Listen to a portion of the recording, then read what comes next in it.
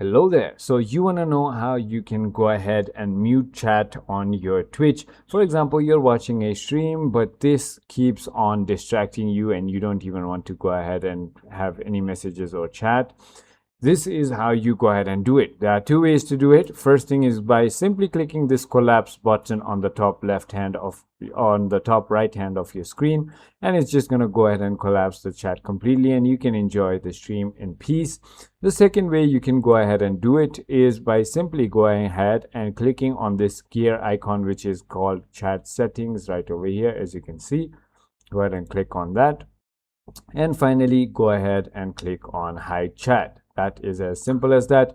What this is going to do is it's not going to go ahead and collapse this. The screen is going to be still the same, but it's just going to go ahead and hide the chat. You can simply click on show chat to go ahead and bring it back, as you can see.